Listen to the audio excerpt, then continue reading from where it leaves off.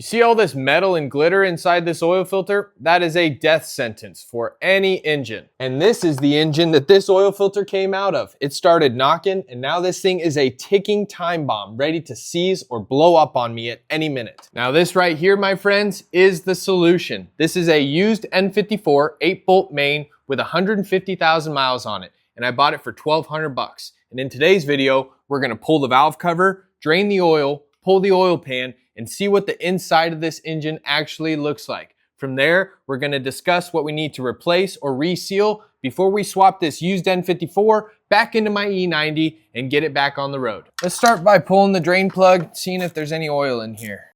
All right, looking good. Beauty of having this brand new engine stand I just bought is we can pull this pin, tilt this motor over. Taking a look at this oil, it's pretty dang dark, but I'm not seeing any serious signs of metallics in it, so that's good news. I bought this engine from Southern California from I think CQ Works down in San Diego County. This came out of a rear end collision car, and I saw a video of it running before it was pulled, and it seemed to be running great. I also borescoped the cylinders while I was inspecting it and negotiating on price. I'll overlay some of those videos on the screen now. Well, she definitely still had about a quart of oil in her. I'm glad we tipped it over. Now this engine is already pretty stripped down. It's missing the intake manifold, throttle body, oil filter housing, turbos, all that type of good stuff. I did get some goodies with the engine. I got the oil filter housing in the oil cooler. I got a spare high pressure fuel pump. This is the flex plate that I took off. And I also got the injector rails and lines because mine were starting to get a little worn out. I also have the lines that go to the oil cooler, and we will need to buy a new oil cooler because the old one's gonna have metal in it. Other than buying a new oil cooler, we should be able to reuse pretty much everything off the old engine and swap it to this new one. Turbos, water pump, thermostat, injectors, plugs, coils, all that good stuff. Let's start with stripping off this valve cover and see what the top end looks like. Bunch of E10s.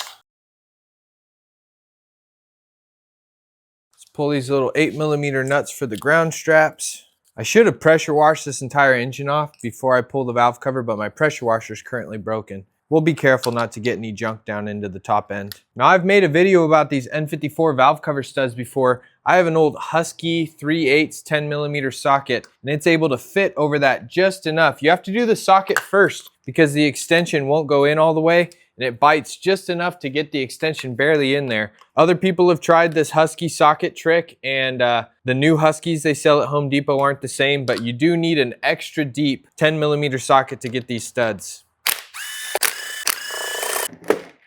Dang, this sucker feels like it was original. It's really glued on there.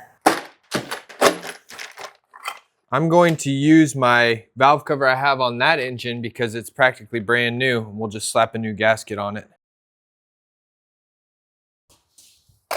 Well, the timing chain looks really nice and tight. The timing chain guides look original. Seeing a little bit of varnish in here, a little bit of sludge, but not too much. Other than that, the rest of the cylinder head looks quite clean. The oil that I can see doesn't look too bad. It's a little bit better than what came out of the pan.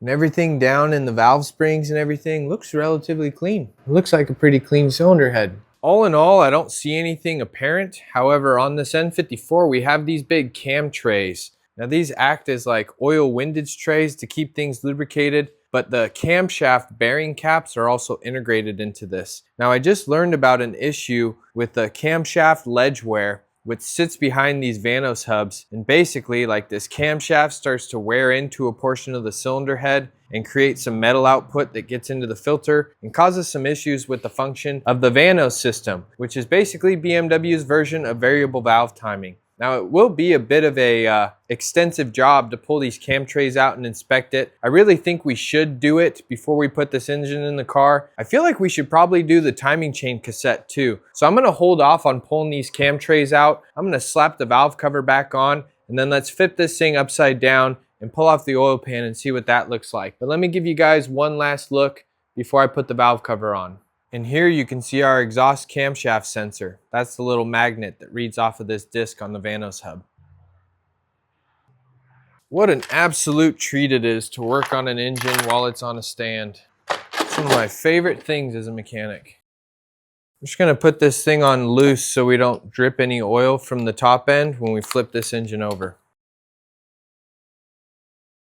Now, another thing I wanted to show you guys before we flip this thing over is the condition of these intake valves. They are absolutely covered with carbon. So in addition to resealing this engine, we also need to do a walnut media blast cleaning on these intake valves, or lack thereof intake valves. While this engine is on the stand, I'm going to make a completely separate video showing you guys my entire process on how I clean these N54 intake valves with my media blaster using walnut shell. I've done it probably 15, 20 times on all types of different engines. And the reason why all that carbon buildup develops on those intake valves is because this engine uses direct injection.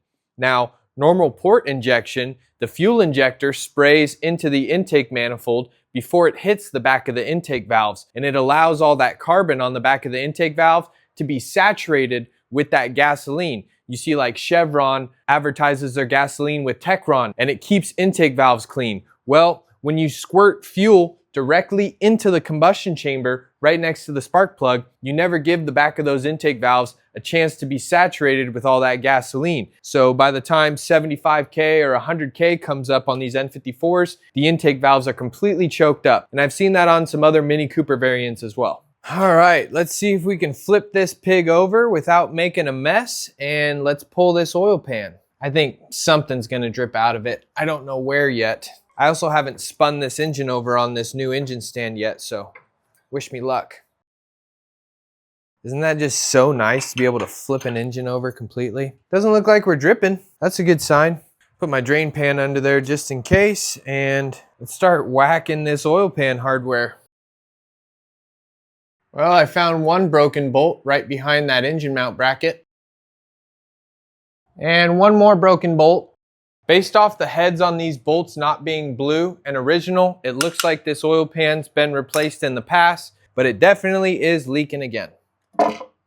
Now, anything that was in the bottom of this oil pan is going to be in the bottom end now because we flipped it over. But if we flip this thing back over on the engine stand, if there is anything loose in there, it should fall onto the floor. So here we have our oil pump chain, and our oil pump sprocket. This over here is our oil pickup. The screen in there looks really clean. This, I believe, is the windage tray, and this basically just allows oil to stay splashed up on top of the crankshaft as it rotates. And here we can look in and see some of our connecting rods. And if you look way down there, you can see that little silver hose. That's an oil sprayer, and that's spraying oil directly onto the backside of that piston. And you can see just a little bit of that cylinder wall. And if you look way down there, you can see another example of that cylinder wall and the bottom of that piston. When I borescoped this thing in SoCal, it looked pretty good. I borescoped only like 2 out of 6 cylinders because I didn't want to take too long, but all in all, the cross-hatching looked really mint. Now, off the rip, I don't see anything wrong with this bottom end. It actually looks really clean. Now, I'm trying to decide how deep and how much I want to do before we swap this engine in.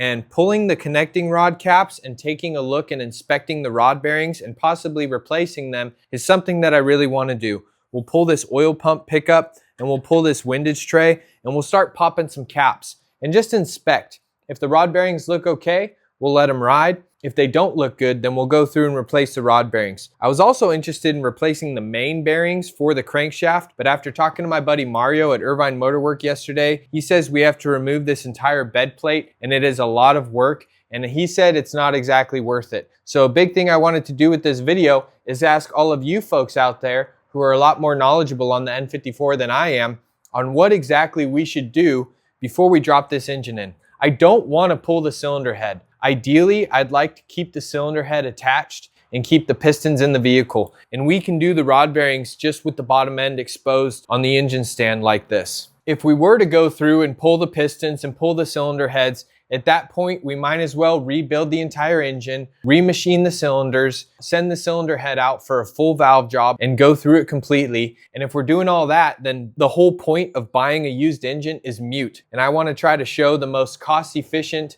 and time-effective way to replace a worn engine with a good used engine. So if you have any advice for me or any 2 cents, please drop it down in the comments below. I would really appreciate it. Before I put the oil pan back on, let's spin this thing back over. Oh, it's gonna make a mess. You're gonna make a mess right out of there. Let's suck that out first.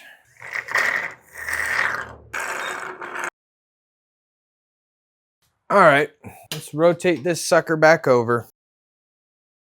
Nothing fell out, so that's a good sign. I bought a used M62 once for my very first BMW 540i E39, and I replaced the engine with a used one. And once I pulled the oil pan, I found a squirter for the bottom of the piston, as well as the hardware sitting in the bottom of the pan. So I sent that used engine back and I got another one. I always want to make sure there's no loose components inside the bottom of an oil pan. Sometimes you can find pieces of broken timing chain guide. I'd find them on Mini Coopers all the time. So you can learn a lot about a car by pulling its oil pan. All right, let's flip this pig back over and put the oil pan back on it. Silly me, that's backwards.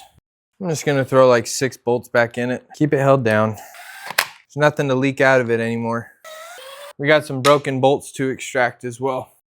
So let's talk about the game plan for this N54. We need to pull the valve cover back off again next video, look up the process for pulling those cam trays, and inspect that camshaft ledge on the front end of the valve train. We need to make sure that this camshaft wasn't walking forward a little bit and starting to cut into that camshaft ledge, which I've just learned is a common problem on N51, N52, N54, and N55. Next, we need to flip the engine over, take the oil pan back off again, pull the oil pump pickup in that windage tray, and start popping off some connecting rod caps. We need to inspect those rod bearings and see what the condition is. From there, we can order up some rod bearings, possibly replace those too if they need it. We need to do some carbon cleaning on the back of the intake valves while this thing is still on the stand, and that is going to be a great video, so be sure to subscribe. You don't want to miss that one. From there, we'll also do a rear main seal, and then I'm curious, do you guys think we need to do the timing chain cassette? I can order a timing kit for this N54. I've done timing chain cassettes on other BMWs before. I can't tell you if I've ever done one on an N54, but it'd be a good learning experience, and it would be so easy for us to do it while it's on the stand. So let me know in the comments what you think, if we should do the timing chain as well. And then we'll knock out the rear main seal while it's off the engine stand and I get this bracket out of the way. That'll be a pretty easy one to do. From there, we'll reseal the valve cover, we'll reseal the oil filter housing and the oil cooler that attaches to it. We'll reseal the oil pan and we'll be making good progress. Now, to remove this old engine, what I'm thinking I'm going to do is put this E90 up in the air, pull the transmission, and instead of cherry picking the engine out from the top, I think I'm gonna buy a hydraulic lift table from Harbor Freight that's rated to 1,000 pounds. And I'm going to drop this car down with the subframe and the engine on that hydraulic lift table and then bust the subframe bolts loose and drop the entire engine and the subframe out from the bottom. From there, we can wheel the engine and the subframe out on the cart, and then we can pick it out and drop this new one in. If we do it that way, we'll be able to install turbos and downpipes and all different types of components, and I think it's gonna be the fastest, most efficient way for us to do it. I need to put this thing up in the air and take some measurements and see how much height I can get on this car with the garage door closed. But if you see, I just deleted my garage door motor and my track and my chain, and I got a side mount garage door motor. So that gives me an extra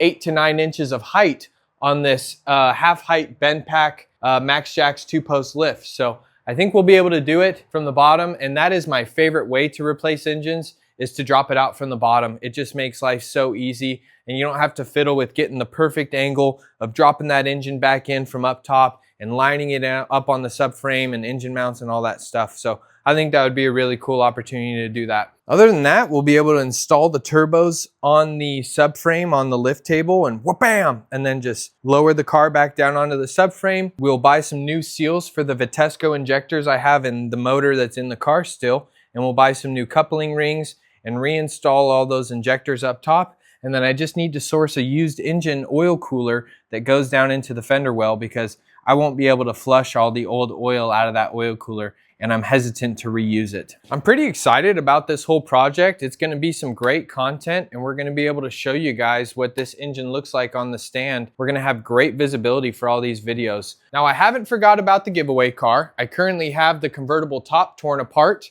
I'm replacing both of these latches that broke, and I'm also waiting for some new gears for the convertible top latch motor to come in.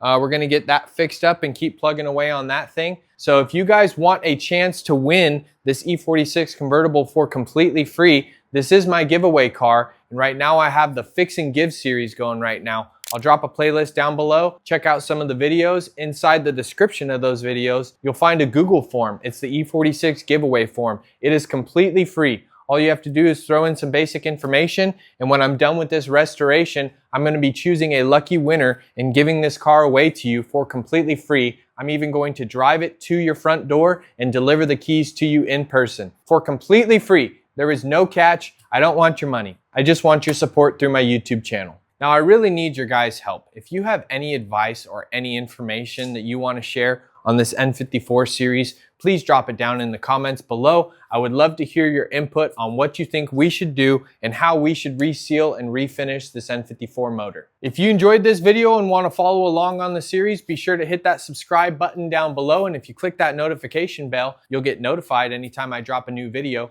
We got giveaway series videos, we got N54 videos, we got all types of content coming out. So I hope you enjoyed it, or I hope you learned something new. And as always, folks, I'll see you on my next day off. Cheers.